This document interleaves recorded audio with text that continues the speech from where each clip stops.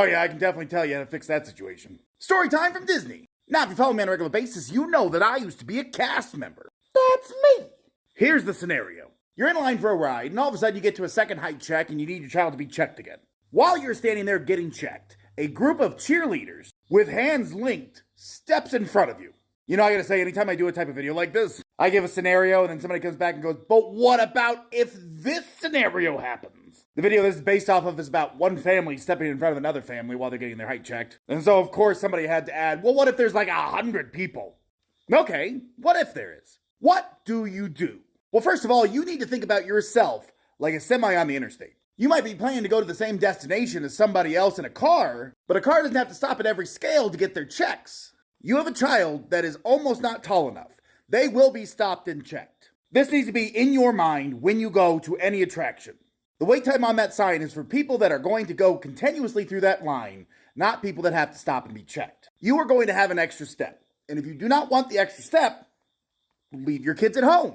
That being said, if you want your spot back in line where you were, go to it. You said you pointed out all those people that stepped in front of you to the cast member and he just shrugged. That's because his expectation is that you're going to just go back to your spot. If this is really important to you to get back up there, here is the question you can ask the cast member. Hey, is it okay for us to go back to our spot now? And when the cast member says yes, go to it. Oh, but they were linking hands so you couldn't get through them. They could all have their teeth linked, I don't care. Get up there and say very loudly, excuse me guys, I'm coming through to get my spot back, no problem, just gonna come right up here, moving through, excuse me. When you do that, people just move out of your way. I could do that through an entire queue and people would just move until I got to the front. The amount of times I told guests that would come back to a ride and say, hey, my family's in the ride somewhere, can I meet up with them? And then they would expect me to walk them to their family? No.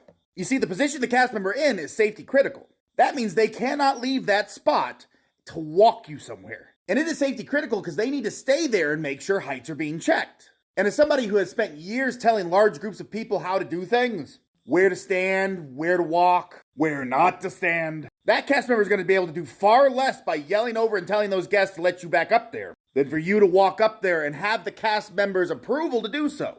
The amount of people that complain about weird little things and then come to find out they didn't communicate to a cast member anything, they didn't ask, they didn't talk. Well, let's just say if I had a quarter every time, I would have enough money to rebuild Journey into Imagination. Communicate with the cast member. Communicate with your fellow guest. And if you don't want to communicate with anybody, people are going to walk all over you. Because you see, you're expecting people to function with a normal brain. And when you're in a theme park, they have no normal brain. They have vacation brain. You're thinking about the rest of the day, and you're not really thinking about anything, and you're expecting people to just tell you where to walk. But in the end, even if 40 to 80 people stepped in front of me, who cares? Again, those other people didn't have kids. They didn't need to stop for the height check. That was not a part of their journey, and it was a part of yours. So either take back what's yours, or don't. But if you expect cast members to fix every problem you have like a kindergarten teacher, then you're going to have a bad time. But my biggest piece of advice in this whole situation is don't let the little things stress you. It's a waste of energy. Just like it's a waste of energy for the cast member to try to talk them into letting you back up there, instead of you just taking your spot back. Speak with purpose and people will listen. Even the last time we were at Disney, we were waiting for a bus at Wilderness Lodge and everybody was standing on the other side of the yellow lines. The bus couldn't park. He kept trying to tell them, but they weren't listening because nobody listens. So me as a guest standing there just said out loud, folks, you need to be on this side of the yellow line. If you're on that side of the yellow line, the bus will not park.